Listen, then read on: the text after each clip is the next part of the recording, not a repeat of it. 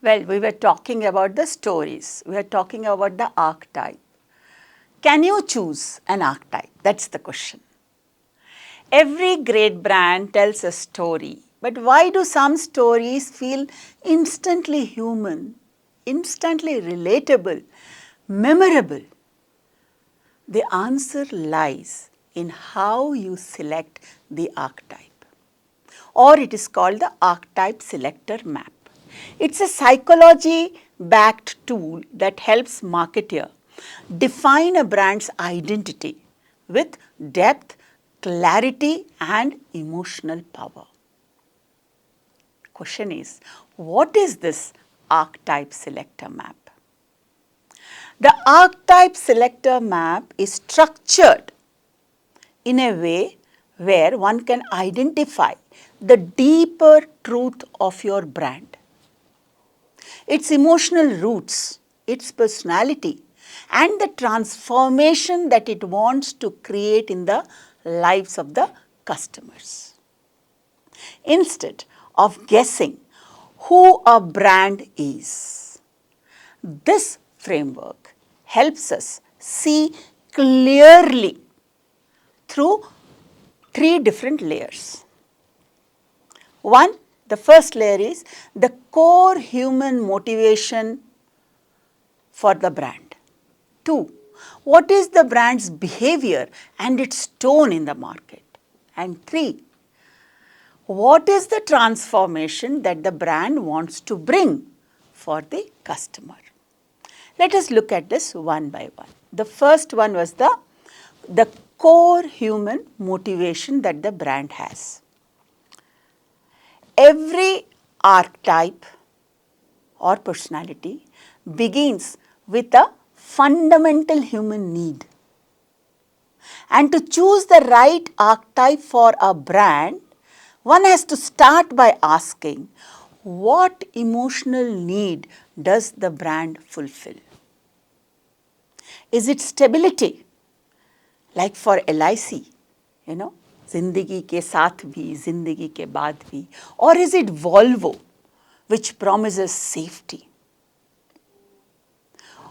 Or is the brand promising independence and mastery, like all Nike ads do, or for that matter, the Hero motorcycles do, where the goal is personal achievement? Or maybe the brand is belonging to a different kind of genre where it brings in connection. For example, Amul brings connection through cultural comfort. Or Airbnb promises community anywhere in the world. Or is it adventure and risk like Royal Enfield and Red Bull, where the thrill of breaking boundaries defines the identity? Correct? What is it that the brand is motivating for the customer? What was the layer 2? Layer 2 is all about brand behavior and the brand tone. In this second layer, we must ask ourselves while writing the story, how does the brand behave in the storyline? Does it nurture? Does it give comfort? Or is it guiding the consumers? If it is nurturing, if it is comforting, then it is leaning towards the caregiver, right? Think of Dove's emotional reassurance that we just saw in the earlier ad. Or sometimes if you can go back and see the Baiju's earlier mentor-like tone where it said that your child can learn visually. Or is it Tesla, the rebel, the creator? Or is it boat, where it gives reassurance? Or is it Apple that delves into design-led magic? Is the brand here to spread joy, freedom and playfulness? That's the gesture. Or is it an explorer energy like Zomato's? Or is it simple happiness like Coca-Cola's? Where does it command? Where does the brand command excellence, discipline and prestige? That's the hero or the ruler, like Airtel's empowering campaigns, or for that matter, Rolex authority over time. Brand behaviors have to rise with the help of the archetypes. How does the behavior actually happen, either in the film or in the poster? You need to decide on that. The third layer is that of customer transformation. The final step of the archetype map. Who does the customer become because of using the brand? Now, this is a major question. A passive citizen becomes a very aware participant citizen through the Tata Tea's Jagore ads. A stressed parent becomes a very reassured new mother with the help of Johnson's baby brands. A bored consumer becomes energized because of Red Bull. A confused investor becomes wiser because of, let us say, HDFC mutual funds educational tone. This emotional end state helps us choose the archetype that truly reflects the brand's promise. What are we trying to tell here? We are trying to tell that the brand has to lead to transformation. That is the true indicator of a very strong archetype. If I want to put all of these things, all the three layers put together, what will I say? Let's combine them. First, identify the brand's core emotion. Second, observe its real world behavior. What shall be the branding? What shall be the tone? What shall be the design?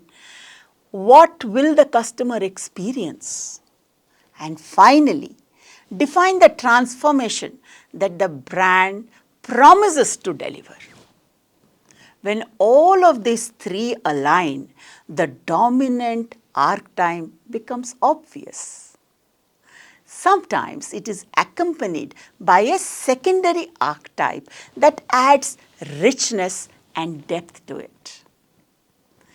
Like the paperboat one, it is very innocent with an everyday warmth. Magic. Tesla, it's a rebel but with a creator vision. Or for that matter, Tanishq, the hero with a lover's elegance. Or the Fevicol ads, humor, the jester archetype with creator wit. Dear learners, why the archetype map works? You must understand this because you will have to work, you will have to understand how to build the spine of the story. It works because it is deeply psychological. Humans recognize this archetype patterns instantly. Whenever we are seeing an ad, we start relating and we recognize this. They appear in mythology, Ramayana, Mahabharata, stories, Jataka tales, Panchatantra, cinema, Kantara, Three Idiots, and in everyday life. When a brand consistently embodies one archetype, it becomes emotionally predictable. And that predictability builds trust, memory, and long-term loyalty. Think about Nike, think about Coca-Cola, think about Colgate, think about Maggie. We all know what the archetype is. So the next time you analyze a brand or build one from scratch, don't start with the color palettes or taglines. Start with the Archetype Selector Map.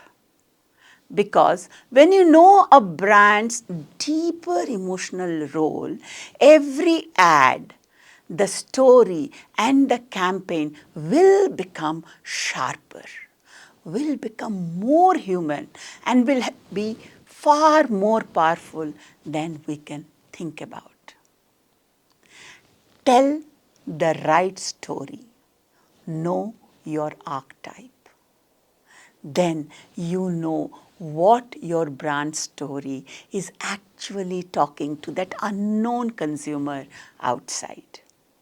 And millions start understanding your storyline because you are now talking about a depth, an emotional depth, a promise that you want to deliver, and a promise that will transform the consumer.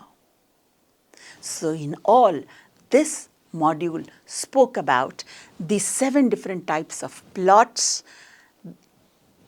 the 12 different types of archetypes, and how can you build the story with 7 different types of personalities, how do you build into them, how small storylines can be made, and what do you put into it. And the final dollop is, please go and find the archetype selector map so that the personality of the brand comes out exactly sharp and right to your consumer such that the brand can bring in a transformation. Once again, you will have a lot of exercise to solve. Happy learning to all of you. Till we meet again in the next module.